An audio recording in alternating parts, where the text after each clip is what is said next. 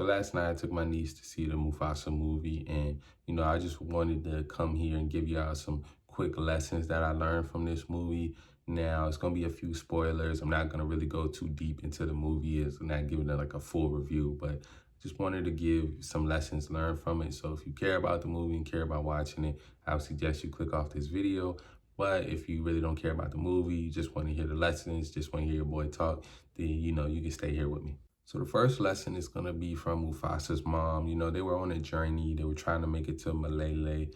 Malele is the place where in the later Lion King movies, or the movies that take place later, because this movie is about Mufasa's journey from a child to becoming a king.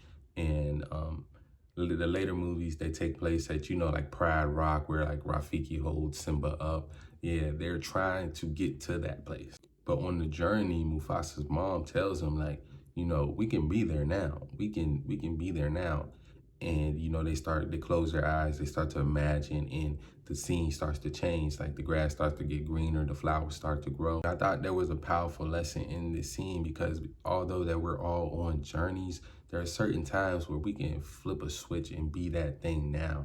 I always talk about creating your new world and like stepping into it and becoming. This is essentially what it is. Like, we have to stop putting our goal so far away from us and, start to become that now. Like, while we're on the journey to actually reaching that goal, we can take traits, we can take certain things of that person or of that place we want to be at and start to apply it into ourselves now. This is going to get us there a lot faster.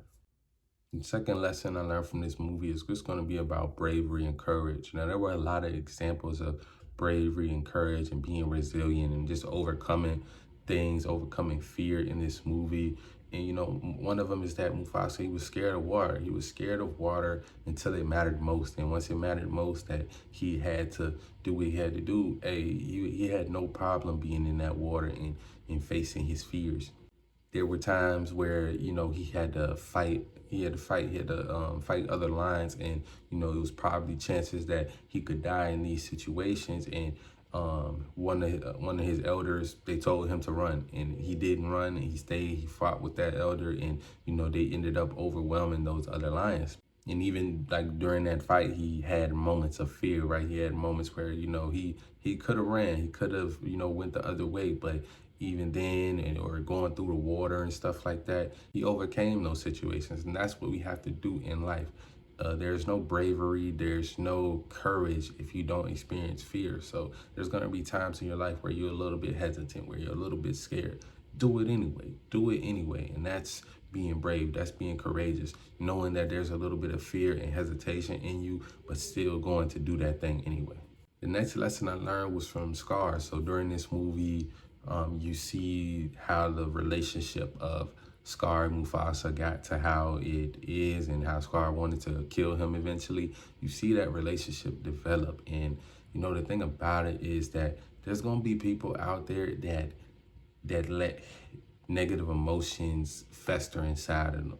And these are the people that you have to avoid. And these are the people that you don't want to be like. You don't want to be somebody that holds on to anger, holds on to resentment, is not able to forgive people and things like that, because these will change you. These will make you a dark person if you hold on to these negative emotions, man.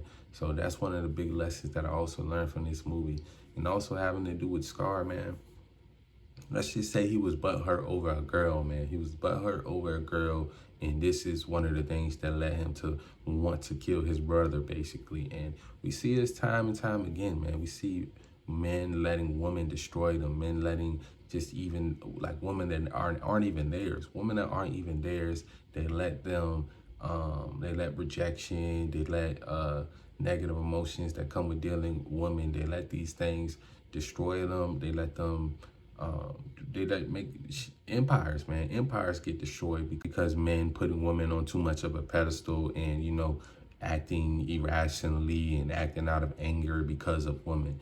And this is something that we can't do as men, man. We have to, if anything between us, another guy, and a woman goes on, we gotta look at ourselves. And secondly, we cannot blame a guy. Even if, okay, a woman that's with us, she cheats on us with another guy, we cannot blame this other man. A lot of times men, they don't even know, or Even if the guy did know, we still don't want to engage with negative emotions with this man. If we want to sit down and talk to him and get his side of the story, that's one thing. But we can't be wanting to go shoot this man, want to kill this man just because of a woman. Like, first of all, her actions are her actions. She's the one that broke y'all covenant, not this guy.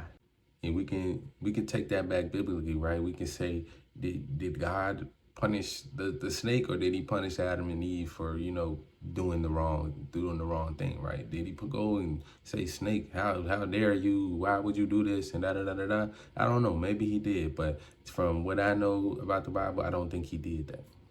Because at the end of the day, the snake is going to get punished in his own way. The guy that's out here trying to chase women and stuff like that, he's going to bring chaos into his own life. Or chase like women that have men in their lives. The next lesson I learned was from Rafiki, man. Rafiki is a character like I really resonate with because like the way he is, the way he speaks and the way he moves throughout the world. There was one part in the movie where Mufasa asked about him and his visions and asked him if any of his visions ever came true. And he's like, nah, like none of my visions ever came true. It's my feelings. It's about how I feel. And that's what I talk about when I say, like, when we are creating, when we're trying to make our new world, when we're trying to like see what we should do next in this world, we have to use our intuition, man. We have to use our discernment. We have to use those things that we can't necessarily see, but we can just feel, and the things that we know is right when we are moving throughout this world and trying to make the best decisions for ourselves, because our intuition will tell us how we feel, will tell us, and emotional energy is very powerful.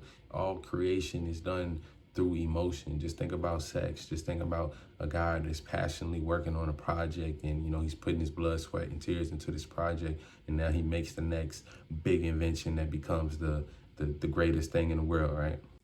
So you have to be tapped into your emotional energy and tapped into your intuition, man. These things will, even if you do feel like it led you in the wrong direction, it's always a bright side to it. And the bright side could just be you learning a lesson of how to move the next time you face the same situation. Just my kind of overall review on the movie, I'll give it a 9.5 out of 10. I thought it was a good story. I did like the comedic relief that they let Timon and Pumbaa kind of give throughout the movie, because they weren't around when Mufasa was around, but they, Rafiki was telling the story of Mufasa to one of Simba kids, and they were there. And in the beginning, there was a funny moment that when they were telling Kira, Simba's daughter, that they were the ones that defeated Scar, and it was like a cut scene of them actually defeating Scar. It was pretty funny. So I'll give the movie like a 9 out of 10.